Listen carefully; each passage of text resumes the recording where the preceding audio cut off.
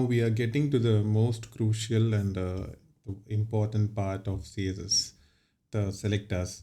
So far we saw the only selector, which is the element selector. Now we saw that when we have a table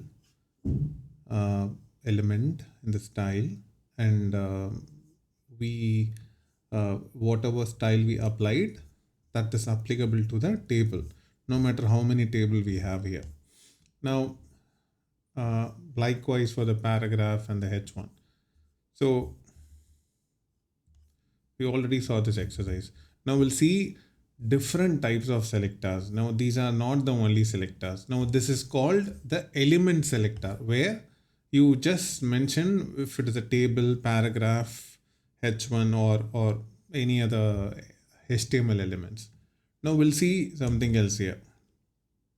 Now let's see ID selector. Before that, I'll change it in the HTML. I'll have another para.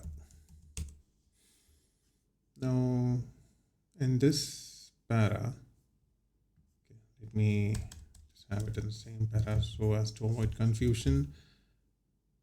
So equal to specific para. So this is the ID. I'm giving a user defined ID. Now if I have the ID here, so this is called the CSS ID selector. Now this was element selector.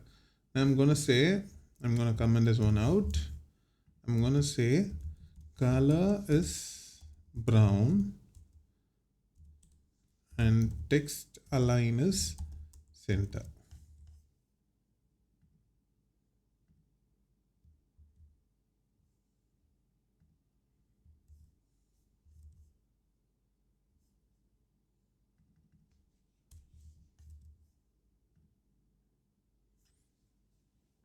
Okay, there is a reason when I had H1 this wasn't applied, but we'll see that in the next video. Now this quote is from the movie Titanic. This whole text which is inside the para, this moved to center because I applied this style, text align equal to center and color equal to brown. Now this style, this ID selector, will be applied to only those element which has this ID. Now here the CSS doesn't know whether it is a paragraph, whether it is a H1 tag, whether it's a table. It doesn't know all that. All it knows is this is a ID selector and this is the style that needs to be applied. So no matter to whom you apply this, I'm gonna, so this ID is unique. This ID, you can't specify this ID to another place. ID has to be unique. So I'm gonna use this ID to a different para.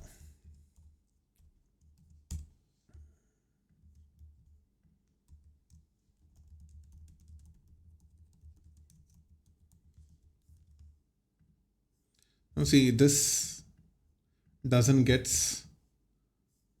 the style, but this para gets. Now instead of para, let me change this to a div.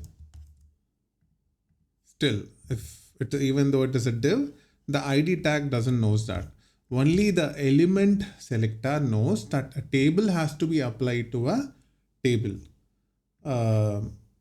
ID selector wouldn't know if it is a div or a para, so it will just look for this ID. And if this ID is specified once, you can apply, you can specify it another time, but it is something that no web designer would do. It is a very bad practice. Now we'll look for the third selector, which is called the class selector. And this is the selector that is widely used, and it is a very best practice to use this selector than any other selector. Now I'm going to say class brown center. This is the name I give it. Now,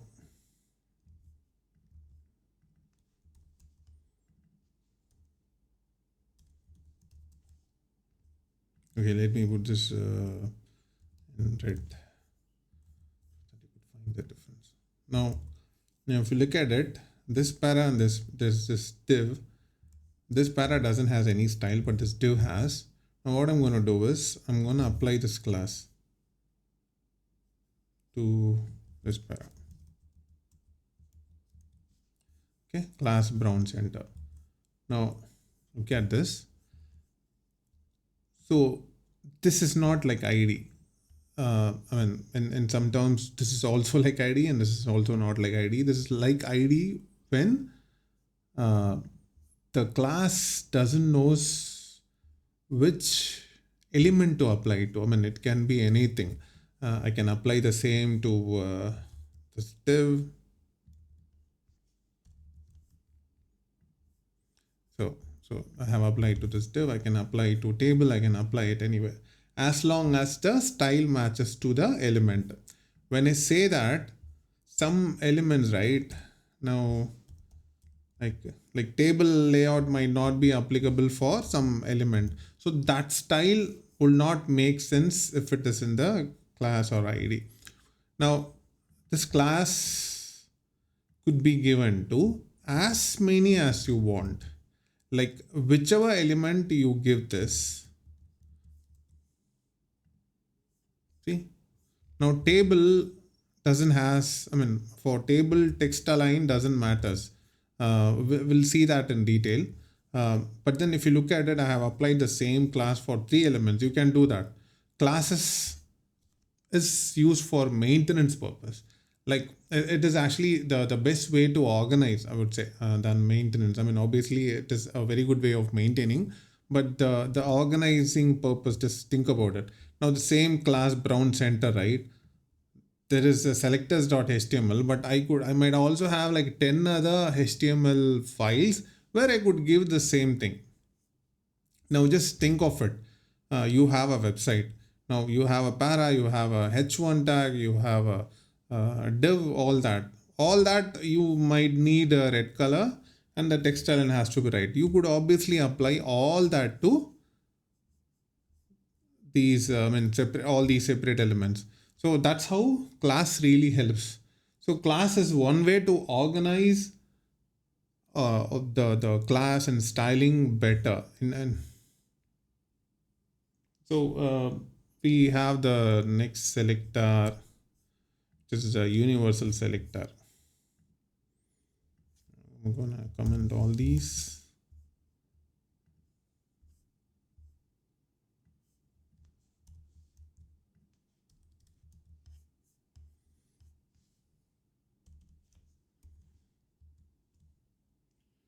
So this asterisk that you see here, globally, this is to denote something universal. Now, when we look at different programming languages, we see that wherever we want to denote something universal, we do this. Even in the searches here, you could actually use asterisk. Asterisk simply says it is universal. Now I'm going to say text align is center and color is black.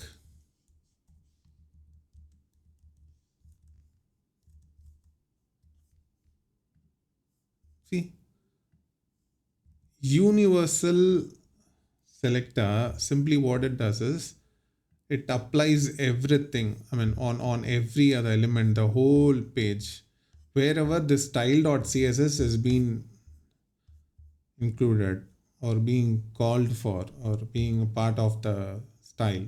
So whichever file this style.css is included, that will have this style being affected on the whole. Okay. Now we'll go back to, okay.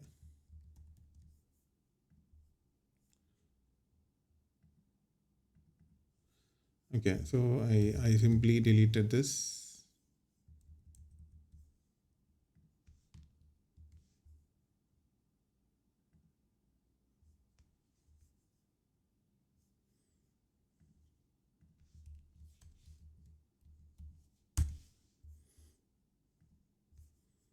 Okay, I just replaced it. We'll see that in the, if you wonder how it works, we'll see that in the VS Code videos. Now,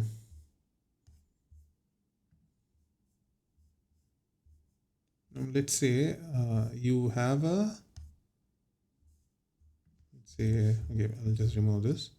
Let's say you have a table which needs a color red and the font family is UC stands. Okay, let's say this is what your table needs, and your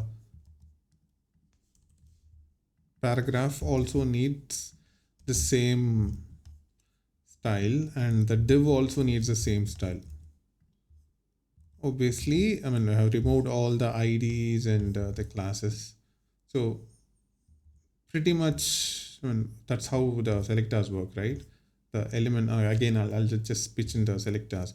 The table and the paragraph and the div all have been applied as element selectors here. Now, there is one way you could actually group all this. Table, comma, P, comma, div. I'm going to remove this because it's the same, right? So I'm grouping these selectors. So this is called a grouping selector. So meaning same style, but I say that all these three will have the same style. So all these three have it applied. Now let me try class para.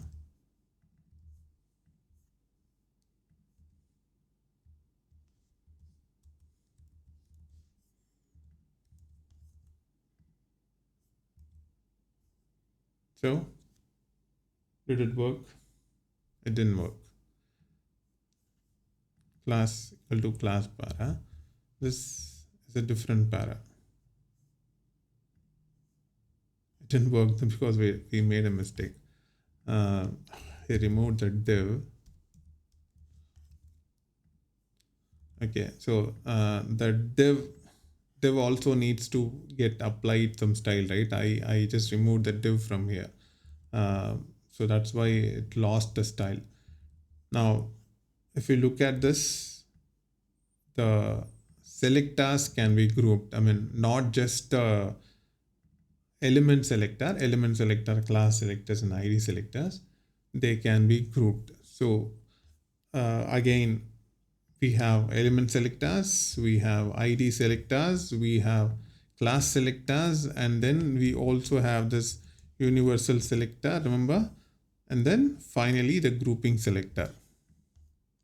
So all this is a way to organize styles in a separate file. Now this is that separate file. So external CSS is what we will see from here on. We won't be looking at inline styles and internal styles. External CSS is the only way to do this, and every other organization and every other project you're going to be working, you will see external CSS, not inline CSS where you mention style here. We don't do that anymore, or the internal style where you mention it here. External CSS is a way to do it. And in external CSS, we saw these separate selectors, which is element selector and the ID selector, and the class selector, the universal selector, and the grouping selector. Now, you might be wondering what happens if I use a class and element selector all together. Which one would take priority and which one would take precedence, all that. Well, there's a term for it which is called specificity. We'll see that in some time.